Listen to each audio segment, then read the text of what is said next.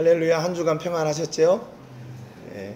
이렇게 또 하나님 앞에 예배하는 시간에 이렇게 기쁨으로 함께 할 수 있어서 너무 감사합니다. 우리 계속해서 우리가 하나님의 사람은 어떤 사람인가 같이 나누고 있습니다. 하나님의 사람은 믿음을 드러내고 선포하는 사람, 또 축복의 통로가 되는 사람, 좋은 소식을 전하는 사람, 여러 가지 이렇게 지금 나누고 있는데요. 오늘은 하나님의 명령을 따르는 사람, 하나님의 명령을 따르는 사람.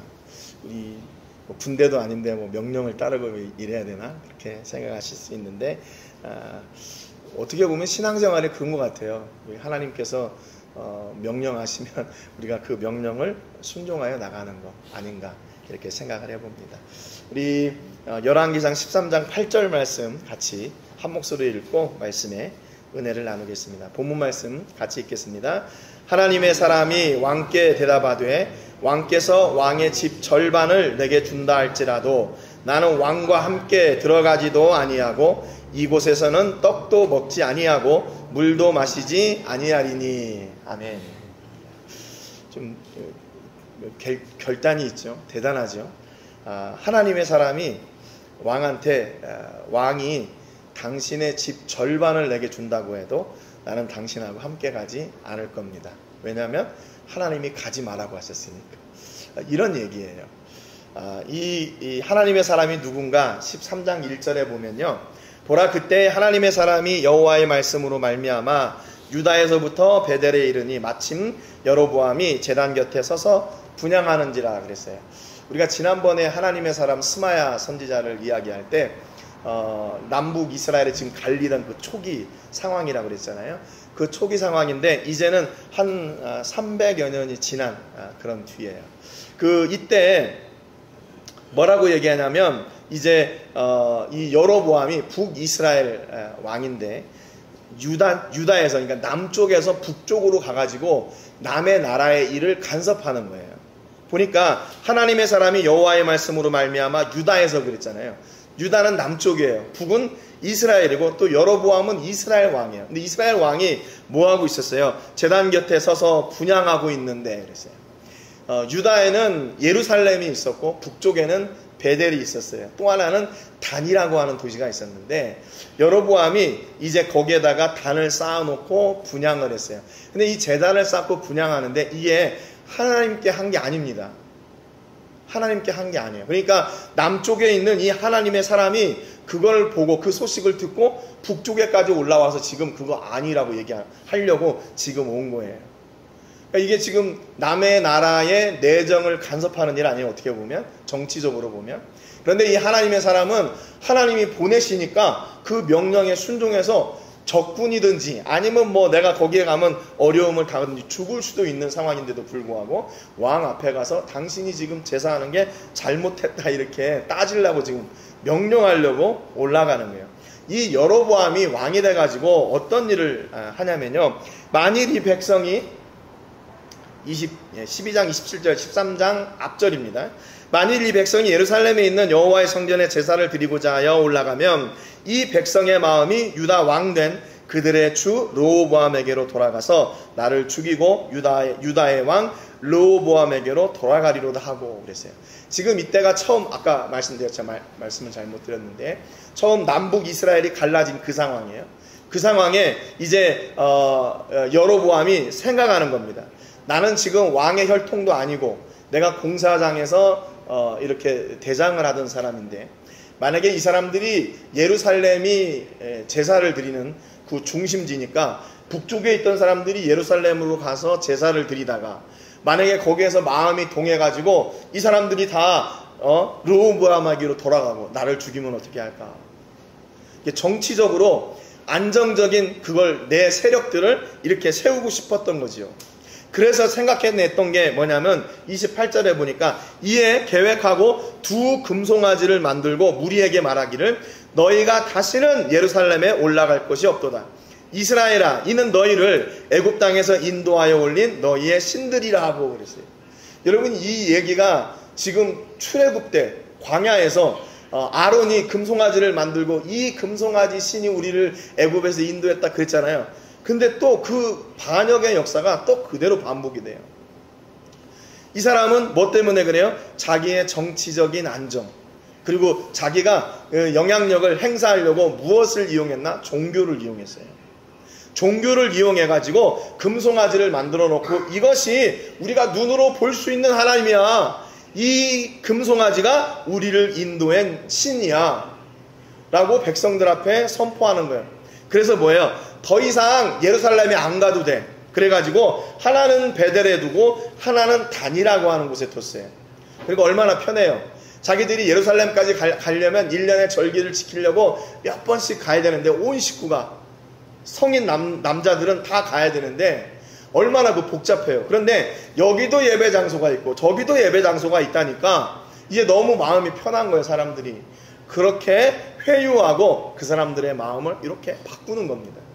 여러분, 그러니까 유혹이라는 것은요, 요즘은 이렇게 막 칼 들고 오지 않아요. 칼 들고 와가지고 너 예수 믿을래 안 믿을래, 죽을래 살래, 이게 아니에요.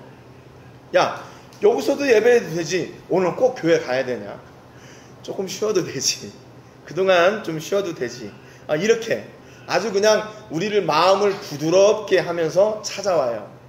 그렇게 유혹합니다. 지금은요. 그 전에 우리가 우리 어머니 때 이렇게 신앙생활 하실 때는 진짜로 가정에서 막 이렇게 교회 한번 갔다 오면 난리가 나고 그랬었죠. 저희 집도 그랬었는데, 교회 가면은 마음이 편한데 집에 가려고 하면 그때부터 마음이 불안해. 야, 이걸 대체 어떻게 해야 되나, 또 우리 아버지 또 그 성화에 또 이걸 어떻게 해야 되나, 이런 막 그런 생각들. 근데 요즘은 그렇게 안 와요. 아주 부드럽게 와요. 야, 꼭 그렇게 해야 되냐? 야, 꼭 그렇게 너 열심히 해야 되냐? 그냥 교회는 다녀. 그냥 근데 출석교인 되면 되지. 야, 거기 교회 가서 교제도 하고, 일주일간 한국 사람들도 못 만나는데 만나서 이야기도 하고, 또 고민도 듣고, 얼마나 좋으냐. 여기까지 하나님이 쏙 빠져요. 하나님을 쏙 빼놔요. 야, 이렇게 힘든데 뭘 자꾸 이렇게 헌금하려고 그래. 뭘 자꾸 헌금하려고 그래. 야, 이 정도만 하면 돼. 이렇게. 예? 이 유혹이 아주 우리에게 편하게 다가와요. 그러니까 예배를 드리는데 하나님은 눈으로 볼 수 없잖아요. 그러니까 볼 수 있는 금송아지를 만들어요. 얼마나 더 편해요. 우리는 눈으로 보고 만지고 느끼고 그 오감을 통해서 습득하는 그 지식이 안 보고 습득하는 지식보다 더 든든하게 우리 안에 들어와요. 그러니까 보이지 않는 하나님을 믿는 것보다는 보이는 신을 믿는 게 더 우리에게 확실한 믿음을 세웁니다. 그러니까 사람들이 그걸 붙잡고 있는 거예요. 뭐라도 하나 붙잡고 있는 거예요. 그 부적이라도 이렇게 빨간 노란 종이에 빨간 글씨 쓴 거, 그거라도 이렇게 붙잡고 있는 거예요. 전에 국민일보에서 한 몇십 년, 한 십몇 년 된 것 같아요. 국민일보에 어떤 게 있었냐면, 반지가 있는데 반지 안쪽에 주기도문이 적혀 있는 반지였어요. 국민일보에서 광고를 하는데, 마음이 울적하고 마음이 이렇게 불안하고 평안하지 않을 때 요거를 이렇게 껴가지고 돌리면서 주기도문을 외우면 마음이 편안해집니다. 그렇게 광고를 해가지고 그 반지 광고를 냈더라고요. 그건 아니죠. 그렇지 않은가요? 우리가 주기도문이 무슨 주문이에요? 하늘에 계신 우리 아버지여, 이렇게 전능하사 천지를 만드신 사도신경, 이런 게 우리를 마음을 평안하게 하나, 그런 길도 있지만, 반지에 껴가지고 막 이렇게 돌리면 그게 편해지나, 이런 도전들, 이런 유혹들인 거죠. 여러분, 그러니까 우리가 신앙생활을 한다는 것은 뭔가 결단이에요. 결단. 너무 이렇게 매정하게 보이죠. 칼로 두부를 자르듯이 탁 잘라내는 게 바로 결단이에요. 그래, 아버지한테 가서 혼나면 어때? 하나님을 예배하고 함께 하나님을 기뻐할 수 있다면 그것으로 감사한 거지. 그래서 우리를 유혹하는 그 유혹들 앞에서, 특별히 예배의 유혹 앞에서 우리는 타협해서는 안 돼요. 예배의 유혹 앞에서. 예, 물론 이렇게 여러 가지 일들이 있죠. 출타해야 되는 일들, 그런 거를 말하는 게 아니에요. 그건 가서 일을 봐야 되죠. 그런데 가만히 집에 있는데 내가 오늘은 좀 쉬고 싶어. 그런 때 있잖아요. 그런 유혹들 있잖아요. 그때는 이불을 박차고 나와야 돼. 다른 데 떠나는 일은 어쩔 수 없지만. 그런 타협들을 하면 안 돼요. 거기에 여기서 예배할 수도 있고 저기서 예배할 수도 있고 이게 우리가 눈으로 보고 만질 수 있는 신이야. 그래도 우리는 그것에 동의할 수가 없는 거죠. 그런데 이 여로보암은요, 머리가 좋았던 것 같아요. 그 사람들의 마음을 읽고 그 사람들의 마음을 이렇게 충족해줬어요. 31절에 보면요, 또 그가 또 산당들을 짓고 레위 자손 아닌 보통 백성으로 제사장을 삼고 그랬어요. 제사를 드리는데 그 제사를 집례할 제사장이 있어야 되잖아요.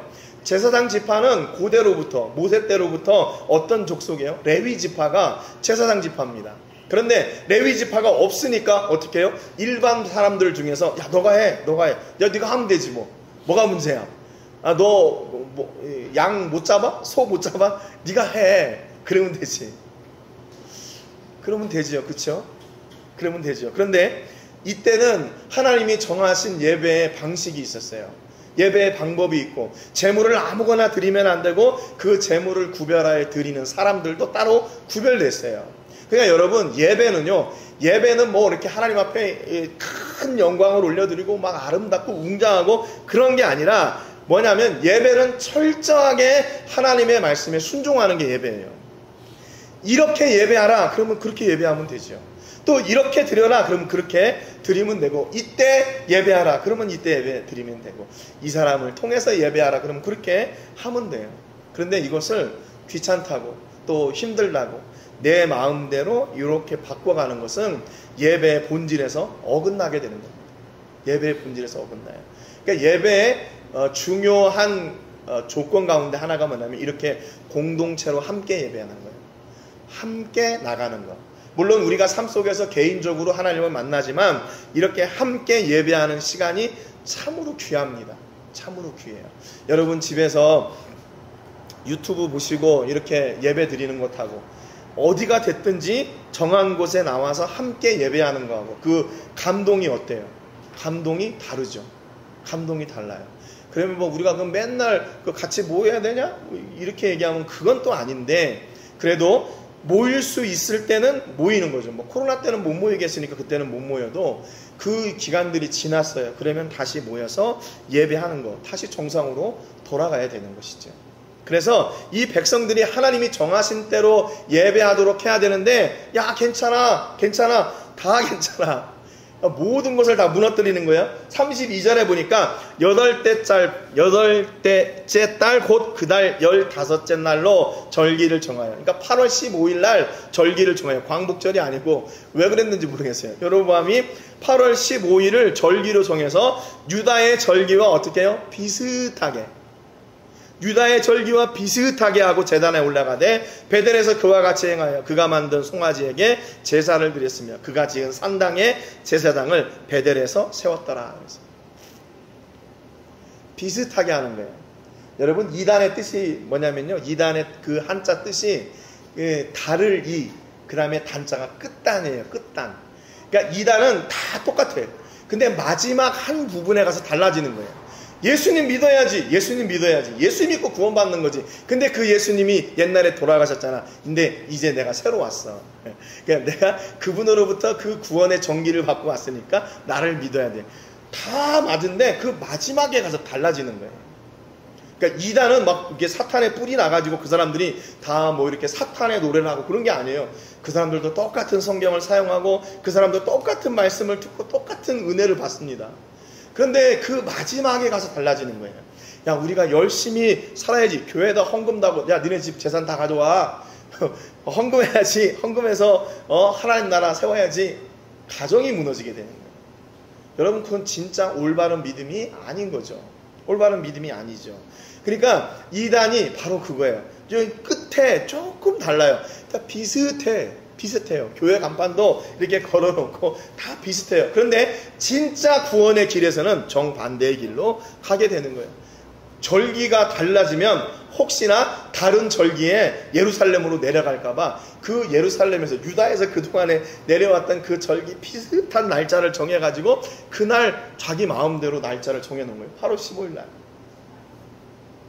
아마 유다에서는 뭐 8월 13일이나 아니면 14일 이렇게 됐겠죠. 야, 우리는 그러면 15일 날 이렇게 해가지고 거기 못 가게, 그래가지고 우상의 제단을 만들어 놓습니다. 산당을 지어요. 그리고 거기에서 우상을 섬겨요. 이게 얼마나 불행한 인생이에요. 얼마나 불행한 인생이에요. 아무것도 아닌 들을 수 없는 그 금송아지 앞에 모든 것을 다 드리고 금송아지 앞에 구하고 금송아지가 은혜 베풀어 줄 것을 이렇게 기대하고 있는 그 백성, 얼마나 무지한 인생입니까? 여러분, 우리 하나님은 어떠세요? 하나님은 우리가 어떤 상황에서든지 어떤 기도를 드리든지 간에 하나님은 다 듣고 계세요. 놓치는 게 하나도 없습니다. 놓치는 게 하나도 없어요. 깜짝깜짝 놀랄 정도예요. 하나님은 놓치는 게 하나도 없어요. 그래서 우리에게 손해 주시는 게 하나도 없어요. 손해 주시는 게 없어요. 이 하나님이 얼마나 놀라우신 분인지 우리가 하나님 앞에 드린 거, 우리가 하나님 앞에 헌신한 거, 하나님 앞에 기도한 거 하나도 잊지 않으시고 그것을 하나님의 선하신 때에 다 이루어내셔요. 이루어내셔요. 이게 우리가 하는 게 아니고 그분이 친히 이루어내시는 겁니다. 여러분, 그러니까 우상 앞에 절하는 건 너무나 어리석은 일이에요. 우리는 철저하게 하나님의 은혜 앞에, 하나님의 보좌 앞에 나가서 그분께 구하고 그분께 응답하는 우리는 복된 인생들이에요. 복된 인생들. 옛날에 저희 외할머니 친구가 점쟁이였어요. 무당이었어요. 저희 동네에서. 그래가지고 어렸을 때 그 무당집에 가서 막 놀기도 하고 그랬었거든요. 그러면 좀 그게 딱 들어가면 할아버지 막 이런 거 있고 막 울긋불긋하고 굉장히 무섭잖아요. 근데 저는 그때 아기 때 그냥 거기 가서 놀았어요. 할머니 친구네 집이니까. 근데 저는 정을 안 봐주시더라고요. 왜 안 봐줬는지 모르겠는데 돈을 안 내서 안 봐줬나? 아무튼 그렇게 놀던 그런 경험이 있는데 불쌍하더라고요. 나중에 예수 믿고 나니까 그 할머니가 얼마나 불쌍한지 모르겠어요. 저희 외할머니는 예수님 믿었거든요. 근데 그분은 예수님을 못 믿었어요.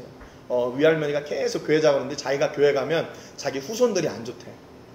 무슨 말이에요? 모르니까 그러지. 후손들이 더 잘 되죠. 그럴 거 아니에요?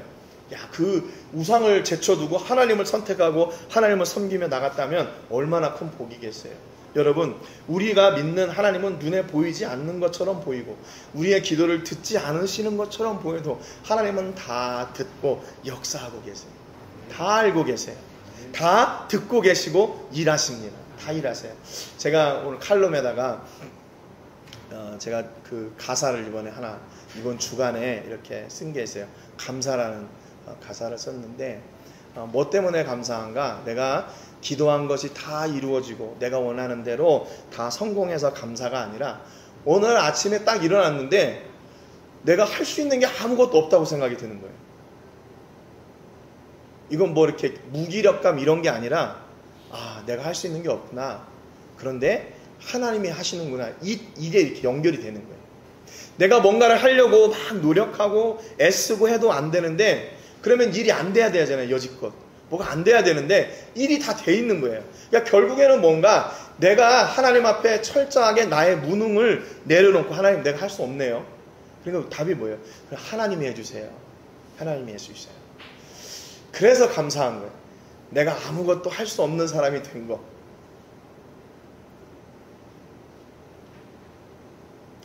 내가 하나님의 은혜 없이는 살 수 없는 사람이 된 거.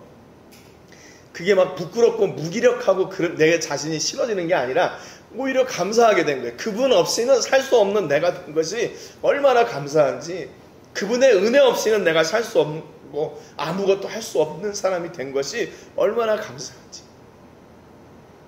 얼마나 감사한지. 그걸 깨닫게 해주신 하나님이 너무 감사해서. 너무 감사해서.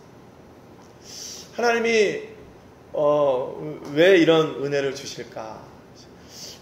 그동안에 막 내가 뭘 하려고 그렇게 몸부림치고 발버둥 쳤던 게 많았던 것 같아요. 내려놔라.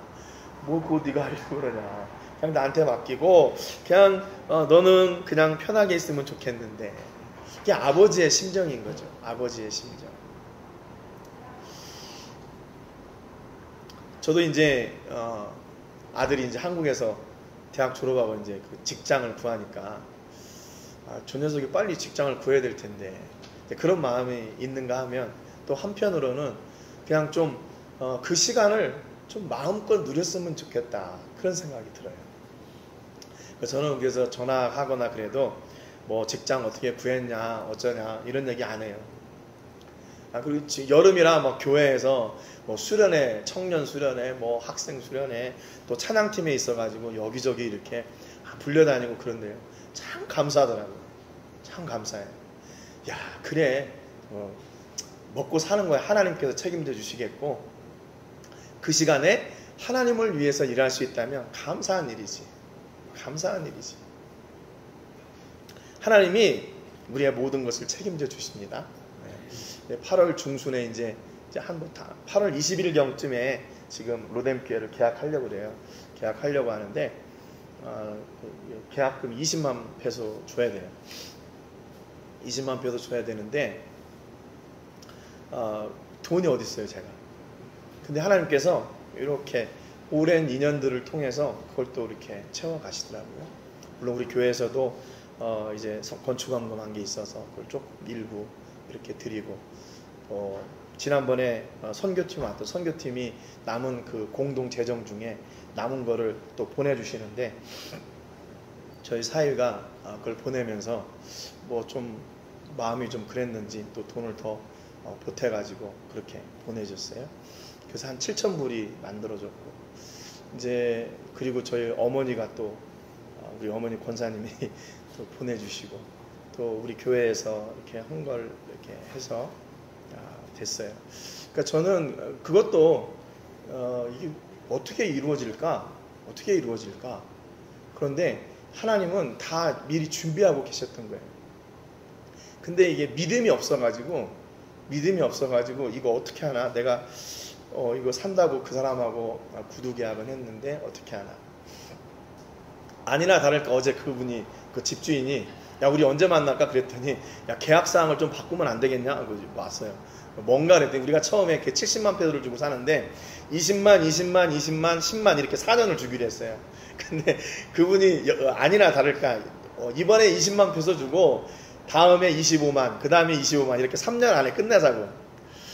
그래 끝내자. 그리고 근데 우리도 하나 조건이 있다. 이번에 계약할 때 이름을 내 명으로 바꿔줘라. 그래야 그걸 우리가 리모델링을 할 수 있으니까. 그래서 이 사람들 뭐 모르겠어요. 그날 또 가면 또 어떻게 바뀔지 모르겠지만 계약서 쓸 때도 막 바뀌니까. 아무튼 하나님께서는 다 예비해 놓으신 것 같아요. 예비해 놓으신 것 같아요. 이게 요즘 너무나 이게 이 근심 걱정이 막 이렇게 그곳에 사로잡혀 가지고 어딜 보나 이걸 어떻게 하나, 저걸 어떻게 하나, 맨날 이런 생각이었거든요. 근데 하나님이, 야 네가 아무것도 할 수 없어. 그래서 하나님의 은혜를 구하고 그 은혜를 누리며 살아. 이렇게 말씀해 주시는 게 얼마나 감사한지 모르겠어요. 여러분, 물론 우리가 힘이 있고 능력이 있어서 다 할 수 있는 것도 감사이지만, 때로는요 우리의 힘대로 안 되는 것, 우리의 능력으로 안 되는 것, 우리가 계획한 대로 안 되는 것도 은혜고 감사해요. 왜냐면 그때 하나님 찾잖아요. 그러니까 여러분, 안 되는 일이 많아도 하나님을 찾으니까 감사한 거고, 또 잘 되는 일이 많아도 하나님께 감사하면서 하나님을 찾으니까 감사한 거죠. 우리는 뭐 금송아지를 섬깁니까? 우상을 섬깁니까? 아니면 사람을 섬겨요? 그렇지 않잖아요. 우리는 여전히 하나님을 섬기잖아요. 그러니까 우리는 복된 인생인 거죠. 여러분, 우리의 자녀들도 역시 우리의 사업장도 직장도 모두가 이 하나님으로 가득한 은혜가 넘치시기를 주님의 이름으로 축복합니다. 그래서 그때 이 우상의 제단에서 제사를 드릴 때 하나님의 사람이 제단을 향하여 여호와의 말씀으로 외쳐 이르되, 제단아 제단아, 여호와께서 이와 같이 말씀하시기를, 다윗의 집에 요시아라 이름하는 아들을 낳으리니 그가 네 위에 분향하는 산당 제사장을 내 위에서 제물로 바칠 것이요 또 사람의 뼈를 내 위에서 사르리라. 요시아 임금은 유다의 16대 임금입니다. 근데 이 요시아 임금이 8살 때 왕이 돼요. 근데 이 요시아가 종교개혁의 주인공이 됩니다. 종교개혁. 그러니까 어렸을 때 왕이 돼가지고 이 사람이 열심히 그 다윗이 행했던 것들을 다 배워요.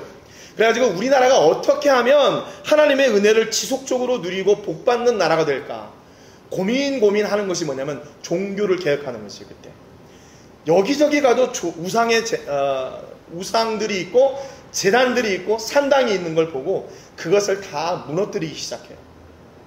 16살 때부터. 한참 때잖아요. 16살 때. 그 청소년기에 이 종교 개혁을 이 요시아가 단행합니다. 그래서 그 제단에서 모든 것을 다 뒤엎어버려요. 제단을 다 뒤엎어버려요. 하나님의 말씀이 있으니까 그 앞에 그 어떤 것도 두려워하지 않는 거죠. 하나님 이외에는 다른 것이 보이지 않는 거예요. 우상의 제단들을 다 무너뜨려 버려요. 그리고 우상을 섬기는 그 제사장들의 뼈, 좀 너무 무서운 얘기인데 그들을 다 그 제단 위에 불살라 버립니다. 그리고 그날에 그가 징조를 들어 이르되 이는 여호와께서 말씀하신 징조라. 제단이 갈라지며 그 위에 있는 재가 쏟아지리라. 그리고 그때 일어난, 당신이 지금 우상 앞에 제사한 그 제단이 무너지고 재가 다 흩어질 겁니다. 그랬더니 여로보암 왕이 하나님의 사람이 베델에 있는 제단을 향하여 외쳐 말함을 들을 때 그랬어요. 아니 감히 이 제단을 욕한다고? 그래가지고 잡아라, 죽여라 이렇게 하려는 거죠. 제단에서 손을 펴며 그를 잡으라 하더라. 그를 향하여 편 손이 말라 거두지 못하며 손이 굳어버렸어요. 그 하나님의 사람을 대적하려고 그를 잡으려고 명령하려고 했는데 그 손이 굳어져 버렸어요. 이런 역사가 지금도 좀 나타나면 좋겠는데요. 그렇죠? 하나님의 사람 막 욕하는 사람은 막 그 자리에서 입이 막 휙 돌아가고 이렇게 좀 나쁜 얘기로 하면 이렇게 반신불수가 된다든지 뭐 이렇게 투자한 게 다 이렇게 망하고 막 이랬으면 좋겠잖아요. 그랬는데 하나님이 사랑하셔서 그런 걸 안 하시나 봐요. 만약에 그렇게 생각하면 제 주변에 성한 사람은 없을 것 같아요. 우리 성도님들 빼놓고 저 녀석은 하나님 안 들으니까 좀 망했으면 좋겠고 막 어디가 부러졌으면 좋겠고 그러면 제 주변에 성한 사람이 하나도 없었을 것 같아요. 근데 하나님이 다 사랑하시니까 봐주시는 거죠. 이 여로보암이요 진짜로 하나님을 경험하게 돼요. 손이 굳어버렸어요.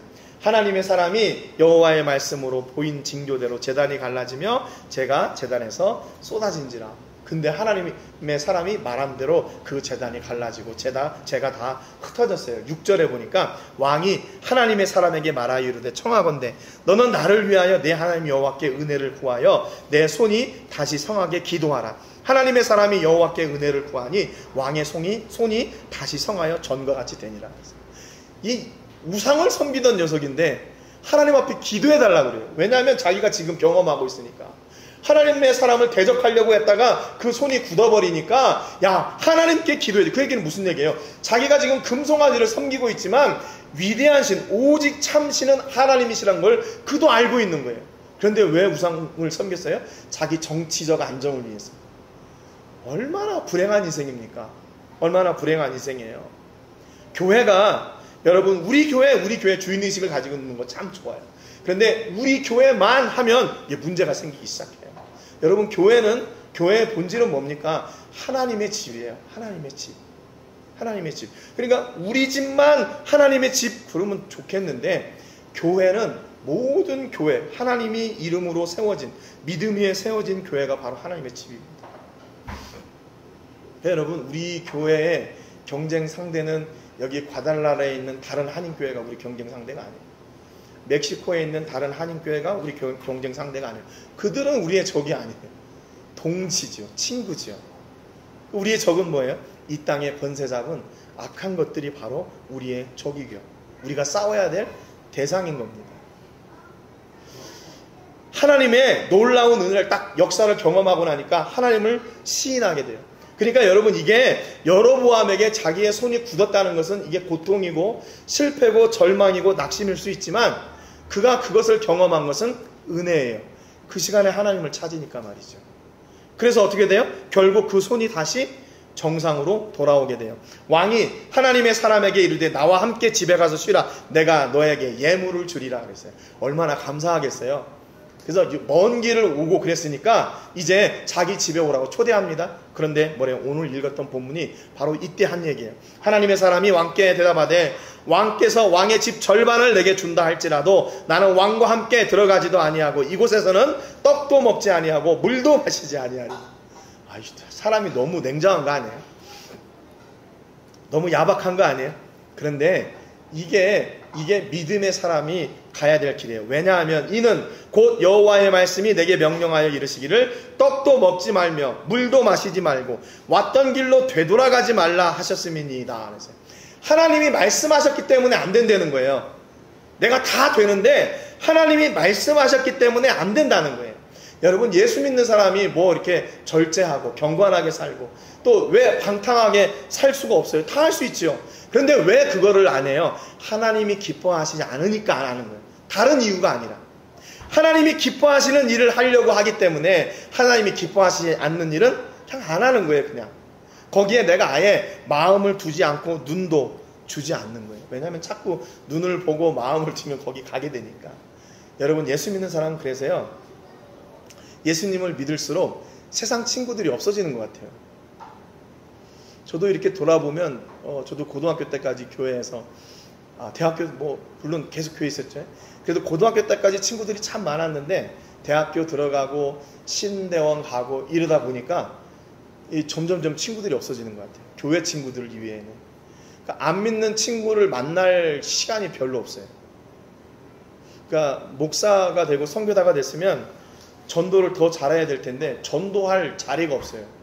누구를 만나야 될 거 아니에요. 안 믿는 사람을 만나서 예수님을 전해야 될 텐데 주변에 있는 분들은 다 믿는 분들이에요. 아니 목사들 선교사들이 다 친구니까. 그러다 보니까 이게 전도하기가 만만치 않더라고요. 만만치 않아요. 또 한 가지 이유는 그런 것 같아요. 이렇게 내가 예수님을 믿고 결정하기로 이게 탁 하니까 그런 자리들을 피하게 되잖아요. 술 먹는 자리 피하게 되고 또 청년 때도 이렇게 친구였던 친구들이 교회 친구들이었는데 교회 나가서 결혼하고 이제 안 믿고 그러다 보니까 이렇게 만나자고 그러면 또 시간이 안 맞고 이렇게 되는 거더라고요. 그러면 외로운가? 항상 외로운가? 그러니까 진짜 우리의 친구는 예수님이 우리의 친구 되시는 거죠. 그런 위로로 살게 되는데 그 부분은 조금 지금 고민인 것 같아요. 내가 어떻게 하면 생명을 더 살릴 수 있을까? 그래야 되는데 이 주변의 친구들이 아니라 사역적으로 만나는 그런 가운데서 예수를 전하게 되고 복음을 전하게 되니까 이 목사 선교사라는 그 타이틀이 어떻게 보면 전도하는데 더 좀 이게 방해가 되지 않나 그런 생각이 들어요. 여러분, 그렇다면 여러분들이 현장에서 만나는 사람들 있잖아요. 예수 안 믿는 사람들 얼마나 좋은 기회입니까? 예수 안 믿는 사람 만나는 좋은 기회. 그래서 예수님을 전하고 예수 그리스도의 은혜를 전하고 그래서 그들에게 복음을 전하라. 물론 우리가 이렇게 아까 우리 집사님 기도해 주시는데 집사님 그 기도를 통해서 저도 도전을 받아요. 예수 믿는 사람들이 그래야죠. 딱 이렇게 결단해야죠. 가지 않을 곳, 또 내가 함께하지 않을 것, 내가 따라가지 않을 것, 내가 본받지 않아야 될 것들을 정확하게 결정을 하고 그리고 길을 가야 되는 거죠. 이것도 좋고 저것도 좋고 안 돼요. 안 돼요. 여러분, 그래서 교회는요, 싸워야 될 게 있고 그리고 이렇게 받아들여야 될 게 있어요. 싸우는 건 뭐냐면 딱 한 가지예요. 복음에 반대되는 것은 싸워야 돼요. 그런데 그 이외의 것들은요, 그냥 이렇게 싸매면 돼요. 이거 해야 됩니까? 말아야 됩니까? 당신이 그걸 결정해서 하면 되지 뭐. 근데 바울도 그래서 우상에 드린 재물을 먹어야 됩니까? 말아야 됩니까? 그랬잖아요. 먹어도 되고 안 먹어도 돼. 그거 구원하고 아무런 상관이 없어. 근데 나는 안 먹을 거야. 내 개인적인 믿음의 결단인 거예요. 여러분, 그러니까 여러분의 삶 속에서 이렇게 믿음으로 결정하고 가는 일은요, 하나님이 책임져 주셔요. 그게 잘된 일인지 못된 일인지 그건 잘 모르겠어요. 왜냐하면 다 선택권이 여러 가지가 있잖아요. 그런데 그걸 책임져 주시는 분은 하나님이에요. 언제요? 우리가 하나님을 기준 삼아 결정할 때 그걸 결정해 줘요. 그래서 마지막 10절에 이에 다른 길로 가고 자기가 베델로 오던 길로 되돌아가지도 아니하니라 했어요. 여러분, 길은 대부분 옛날같이 지금처럼 막 이렇게 도로가 사통팔달 돼 있는 때 이런 때 아니고 옛날에는 왕의 길, 대로 이렇게 몇 가지 길밖에 없었어요. 그러니까 그 길을 갈 때는 보통 그 길로 가야 돼요. 그런데 하나님이 온 길로 가지 말라고 그래서 그 길도 지금 다른 길로 돌아가는 거예요. 얼마나 고지식해요, 하나님의 사람이. 아니, 그 오고 가는 길 그거 정도야 좀 이렇게 해도 되지 않아요? 그런데 이 사람은 그걸 결정하고 하나님의 뜻을 이것도 나는 따를 거야. 그리고 가는 거예요. 여러분, 오늘 이 하나님의 사람은 어떤 사람인가? 오늘은 좀 무거운 이야기일 수도 있었던 것 같아요. 왜냐하면 그 MBTI I 있잖아요. 내향적인 사람들. 이 사람들은 이렇게 맺고 끊기가 굉장히 힘들거든요. 저도 굉장한 I라 이걸 맺고 끊기가 굉장히 어려워요. 그게 힘들어요. 그런데 믿음을 따라서 갈 때는 정확하게 결정합니다. 아까도 말씀드렸지만 복음에 관계된 일은 정확해요. 근데 그 이외의 일들은 그냥 다 받아들여요. 되도록이면 받아들여요. 교회가 사랑하지 못할 사람이 어디 있습니까? 사탄 이외에. 조금 이렇게 힘들고 어렵고 또 낙심되고 절망하고 있는 분들도 다 이렇게 껴안고 함께 나가는 그런 교회가 되기를 주님의 이름으로 축복합니다. 우리 모든 성도님들은 하나님의 사람이 되어서 하나님을 기준 삼아 결정하고 하나님을 기준 삼아 결정한 그 길을 담대히 나가는 그런 놀라운 은혜가 있기를 주님의 이름으로 축복합니다. 기도하겠습니다. 하나님 아버지 감사드립니다. 오늘 말씀을 통해서 유다에서 온 하나님의 사람은 우상을 섬기는 제단 앞에 나가 이 제단이 무너질 것이라고 하나님의 말씀을 선포했고, 왕이 그가 예비한 예물, 선물을 준다고 해도 그 길을 가지 않았습니다. 당신의 재산을 반절이나 떼어줘도 나는 그 길을 가지 않겠습니다. 왜? 하나님이 그 길을 허락하지 않으셨기 때문에 라고 담대하게 고백했습니다. 하나님, 오늘 우리 성도님들에게 이런 결단과 은혜가 있기를 소망합니다.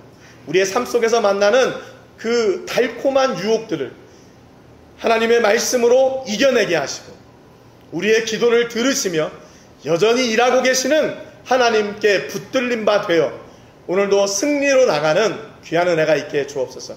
믿음으로 순종하여 나가는 자리에 기적을 보여주시고, 믿음으로 순종하여 나가는 자리에 하늘의 문을 여시사 하늘에 복 주시는 하나님을 저희가 경험하고 누리고 간증하게 하여 주시옵소서. 하나님, 저희가 혹시 눈앞에 있는 환경 때문에 또 실패와 낙심 때문에 두려워하고 염려하고 우리의 믿음을 다 바닥에 내려놓은 그런 우리 성도님들이 있습니까? 그렇다면 지금이 바로 다시 일어날 시기이고, 지금이 다시 하나님을 찬양할 시기이고, 지금이 다시 하나님을 회복할 시기인 것을 고백합니다. 하나님, 우리가 하나님을 찾고 부를 때 들으시고 응답하여 주시옵소서. 그래서 아버지, 믿지 않는 영혼들에게 지금도 여전히 살아계시고 역사하시는 하나님이 증거되고 선포되는 통로가 되게 하여 주시옵소서. 하나님, 우리 성도님들의 마음에 큰 평안 주시기를 원합니다. 담대함 주시기를 원합니다. 하늘의 복 주심을 몸으로 경험하고 누리는 또한 그런 간증이 있게 해주시기를 소원합니다. 하나님, 오늘 우리 성도님들이 하나님의 말씀을 붙잡고 붙들림 바 되어 나갈 때 오늘도 삶의 현장에서 놀라운 은혜와 복을 허락해 주옵소서. 오늘도 저희가 마음과 정성과 시간과 물질을 구별하여 하나님께 드렸습니다.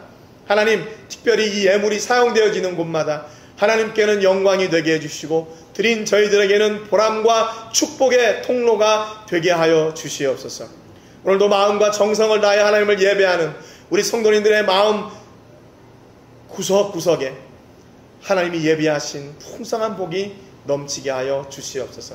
이제는 우리 주 예수 그리스도의 은혜와 우리 아버지 하나님의 크신 사랑과 성령 하나님의 감동 감화 위로 교통하시는 은혜가 오늘도 하나님의 말씀을 기준 삼아 결정하고 하나님의 말씀을 기준 삼아 결정한 그 길을 믿음으로 나가기를 소망하며 나가는 우리 모든 성도님들과 가족과 자녀들과 사업과 직장과 캠퍼스와 세계 곳곳에서 주의 복음을 전하는 복음 전도자들 위해 이제로부터 영원토록 함께 하시기를 간절히 축복하옵나이다. 아멘.